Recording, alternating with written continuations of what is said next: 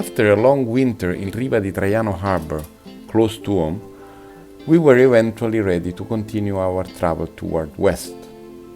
My trip is being a celebration of Cristoforo Colombo and will be still like that for some time, I guess.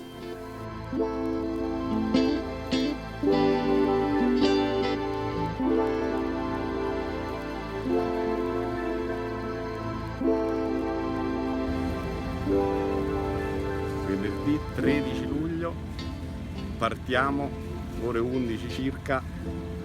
Salutiamo il porto di Riva di Traiano, che è stato un fantastico albergo per l'inverno. By myself a posto, tirata, linda, pinta, lucida, e adesso partiamo alla volta dei Giannutri. I made a curious choice with my route. Instead of going straight to Bocche di Bonifacio, north of Sardinia, and then to Menorca, I decided to go north to pay a visit to Bastia in Corsica, one of my favorite cities in the Mediterranean. Corsica always deserves a visit.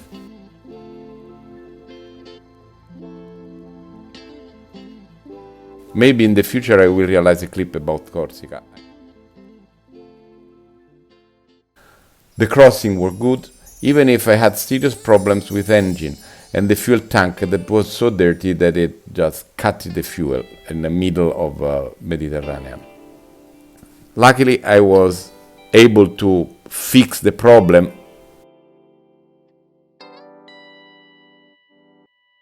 After 2 days, we arrived to Mahon, main town of Menorca. Balearic archipelago is amazing. The islands are very different among them, and you can find both a desert bay or a crowded disco bar or an elegant lounge bar, whatever you like. Port Mahon is an ancient harbour, dominated for 100 years from British, and this left a fingerprint in some houses, some military buildings, most of all in the gin distillery on the harbour, Gin Choriger, the best I ever tried, that mixed with iced lemon is the national drink here, La Pomada.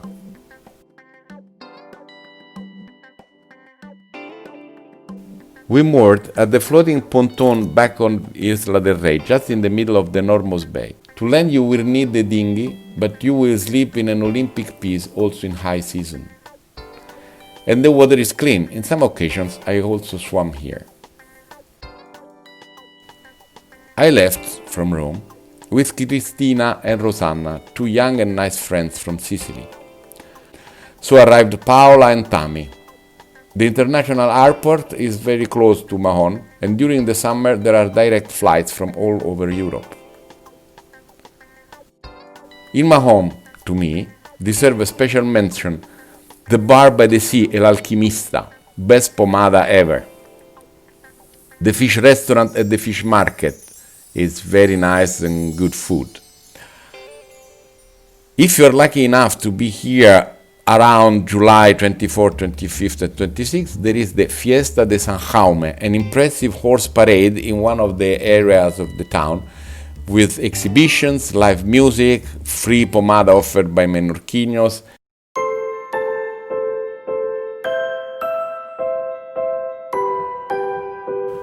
If you have time, rent a car and visit the inland. There is a very interesting prehistoric site in Talatide d'Alt. And if you don't have time to stop by on the northern part on Ciutadella, it deserves a visit also by car. It's a very nice town with the harbor. In Menorca, I also recommend this base.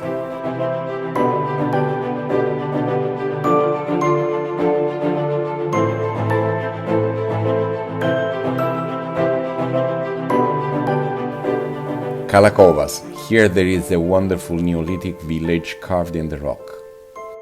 The entrance of the bay on the west side, there is also a nice grotto to visit swimming.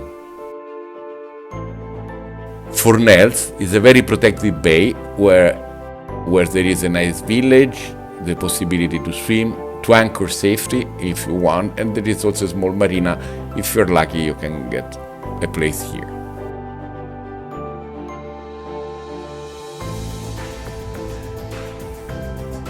Close to Cales Morts in Codular de Sa Torrenova, I believe is the name, but you can find on the map. There is one of the best golfs to swim and hang.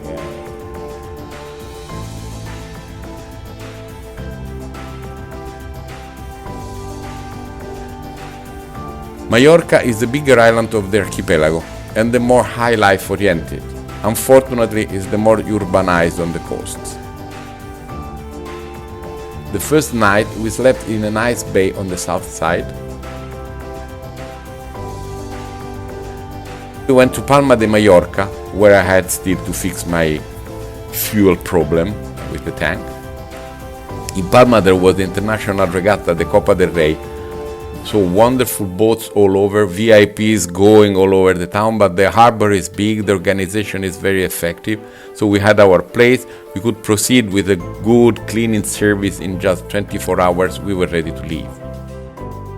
We had a very, very good dinner at the restaurant Ca Eduardo, that is just on the harbor, and typical Spanish cuisine, and wow.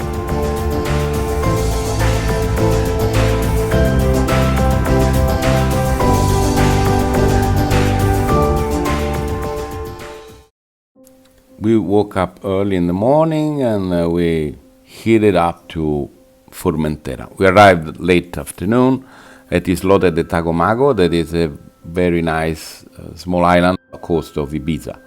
We spent the night here. The day after we had a fast swim at the north part of Formentera, that by the way is crazy. In August is crazy, nevermore. It was full of motorboats, everyone running without any idea or what they are doing.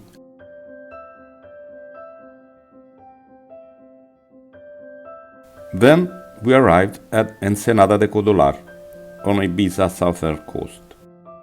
Sandy bottom, protected from north winds, very close to international airport. Here I waited for the new crew, other turnover. Arrived Barbara and Natasha, total newbies on the sailboat.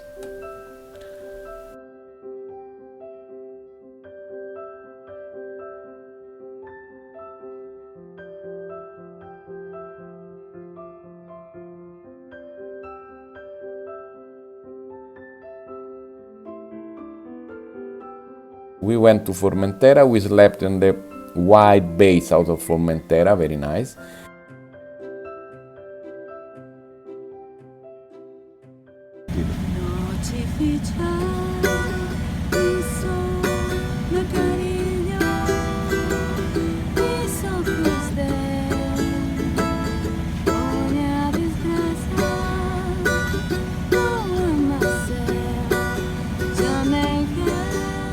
We hanged in Esvedra, the mystical rocky island west of Ibiza.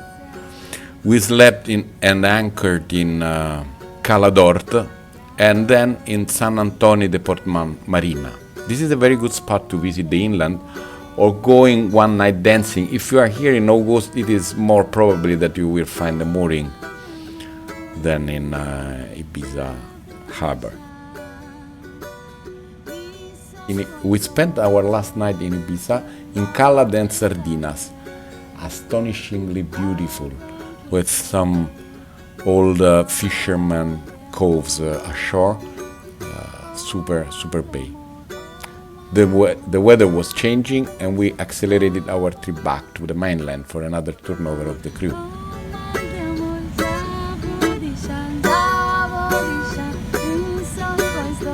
Valencia is a nice town, ordered and clean, like Spanish cities are.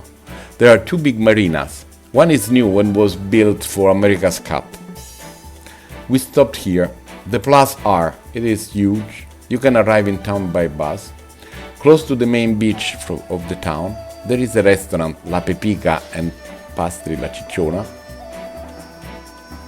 What I did not like is that the surroundings are too crowded. You can walk hours to find also a bar to get a coffee. With north wind, there is an annoying swell inside. Restaurant La Pepica is the one where Hemingway and his torero friends came to eat paella. I love this place. In Valencia, apart paella, the typical beverage is horchata. Horchata granizada is a sweet beverage with scraped ice to drink with fartones, that is a fried brioche. 1 million calories, but you need to taste it.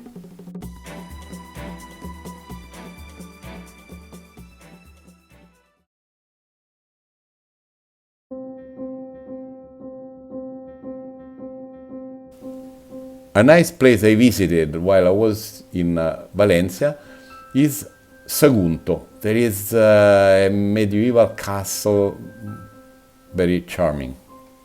But you need to rent a car, of course.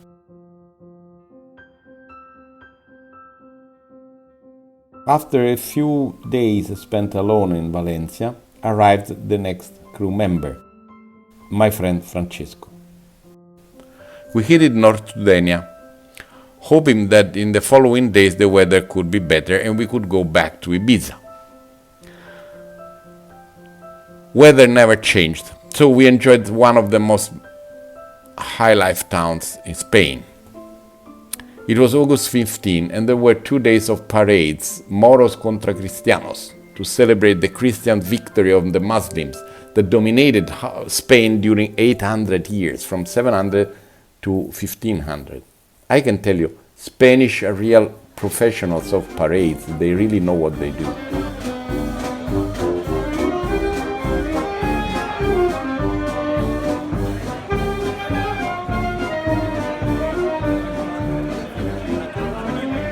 Denia Marina is cozy and safe, full facilities assured. Whatever you need, you can find here.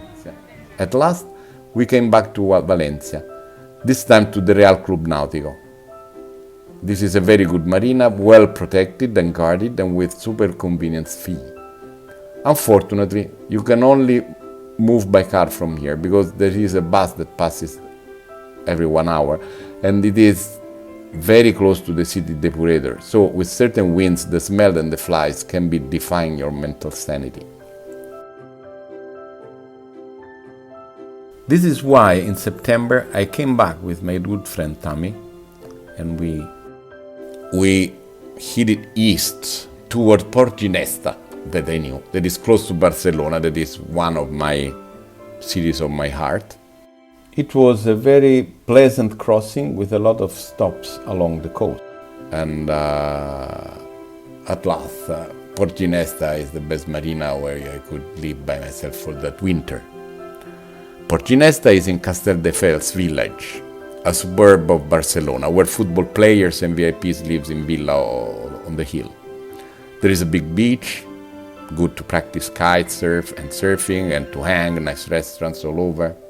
The marina is big and with all services you may need.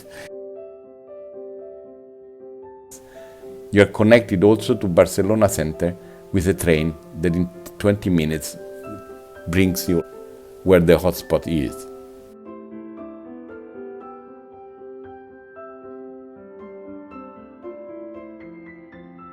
Ideal place to leave your boat for a while.